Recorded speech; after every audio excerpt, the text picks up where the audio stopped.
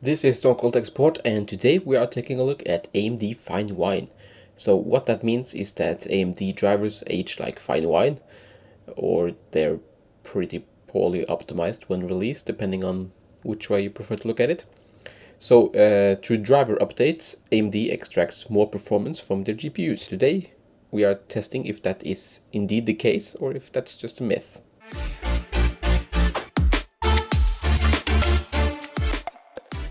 Our test subject is an R9 290 released back in November of 2013. This card should be fully optimized by now, one would think. The first driver I tested was the 13.11 driver, which were the launch drivers.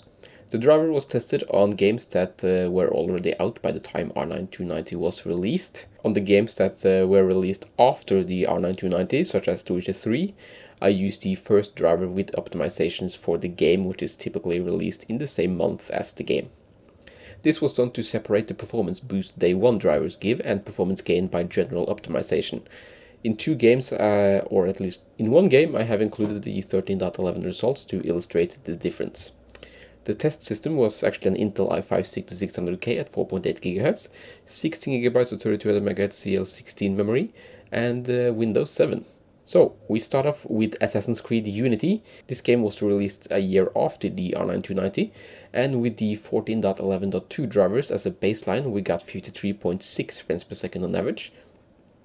With the 16.6.1 drivers, we see a very slight performance hit, although this is within margin of error. The newer 20.2.2 driver does give close to a 2% performance increase, although I would say we're still within margin of error. Now let's look at Battlefield 4. This game was released about a month before the R9 290, and looking at the results, the 13.11 driver delivers a baseline of 79.1 frames per second average. A year later, with the 14.11.1 driver, we see a slight performance hit, now down to 77.5 frames per second average. But with the latest drivers before Polaris, the 16.6.1 driver, we see a 7% increase from the 13.11 results. And with the latest 20.2.2 driver, we see a slight performance increase of 2%. The next game we're looking at is Crysis 3, and with the 13.11 baseline, we achieved an average of 41.9 frames per second. With the 14.11.1 driver, we again see a slight performance hit, but moving to the 16.6.1 driver, we see a 6% increase of the baseline results. The 20.2.2 driver doesn't really change anything, and it's identical performance to the 16.6.1 driver. The Division is next, and in this game the 16.3 drivers are our baseline with 65.9 frames per second on average. With 16.6.1 we do see an insignificant improvement. I would say this is within margin of error, and moving to the latest 20.2.2 driver, we do get a performance improvement of a little over 2%.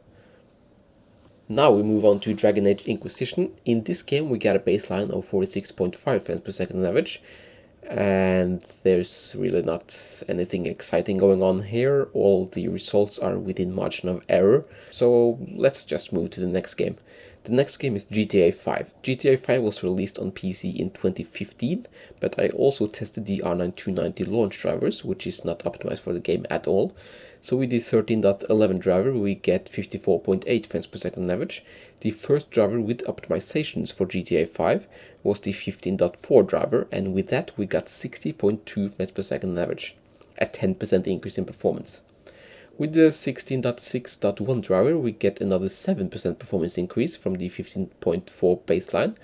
The latest 20.2.2 driver does not really change anything and keeps the performance from the 16.6.1 driver. Next up is Tomb Raider. With the baseline driver 13.11, we got 78.6 frames per second on average. A year later, with 14.11.1, we saw a 3% increase in performance. But with the 16.6.1 driver, we do see a significant 10% performance increase over baseline. The 20.2.2 driver saw no additional performance improvement, and this is as of now the largest performance increase we've seen yet. In Watch Dogs, we got 59.8 frames per second on average with the baseline 14.6 driver. Moving to the 16.6.1 driver, we do see a small performance increase, but with the 20.2.2 drivers, we get a substantial 13% increase, which is probably a result of the much better frame times we got with that particular driver. The last game we're looking at is The Witcher 3, and our baseline in The Witcher 3 is with the 15.5 driver, and with that we got 66.8 frames per second on average. Moving to the 16.6.1 driver, we saw an increase of 4%. That increase though is much smaller with the 20.2.2 driver. So, is AMD Finwine fact or fiction? Based on this result we saw here today, I would say it's game dependent really. We saw some large performance boost in Tomb Raider and Watch Dogs with 10 and 13% increases respectively, but other games such as Dragon Age Inquisition and Assassin's Creed Unity saw a very minor to zero increase in performance. So there you have it.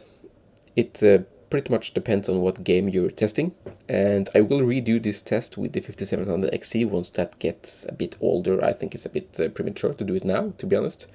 I figured I'd give them a year, and let's see what the performance difference between launch and a year later is with the 5700 XT. Anyway, that's it for now. Thank you so much for watching, and farewell.